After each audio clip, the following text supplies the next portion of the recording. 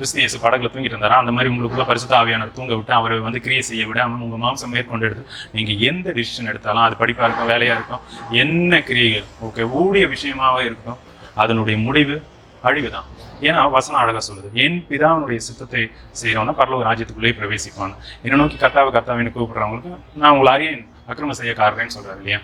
அப்போ அந்த சித்தத்தை செய்யணும்னா அந்த பரிசுத்த ஆவியானது தான். புதிய ஏற்பாடு ஃபுல்லாவே ஆவியானவருடைய நடத்துதல் தான். நீங்க ஆவிக்குரியவர்கள் ஏன் பேர் சொல்லி அழைக்கப்படுறீங்க, மாம்ச செத்து ஆவியா மாறி நீங்க அந்த தெய்வ ஆவியும் உங்க மனுஷன் ஆவியும் இணைஞ்சு செயல்படுறது தான் இல்லையா. அப்போ அதுக்குள்ள வாங்க, உங்களை நீங்க ஏமாத்திக்காதீங்க. ஞானத்தை நம்ம கொடுத்துருக்காரு, இந்த இடத்துல இப்படி டிசைட் பண்ணணும் அப்படின்ட்டு கிடையவே கிடையாது. ஓகே, உங்களுக்கு நீங்கள் பார்த்து கற்றவைகளில் உள்ள அறிவின்படி அது மாம்சம் வந்து கிரியை செய்யும், அதுக்கு இடம் கொடுக்காதீங்க. நீங்கள் எந்த டிசிஷனும் மைண்டில் வச்சுக்காதீங்க, ஜபத்தில் இருங்க, இல்லை தேவனோட இருங்க, அவர் உங்களுக்கு வழி நடத்துவார். ஓகே, தெய்வ ஆவியானவர் ஞானமாக போதிப்பார், ஞானமாக வழி நடத்துவார், ஞானமாக வழியை காட்டுவார்.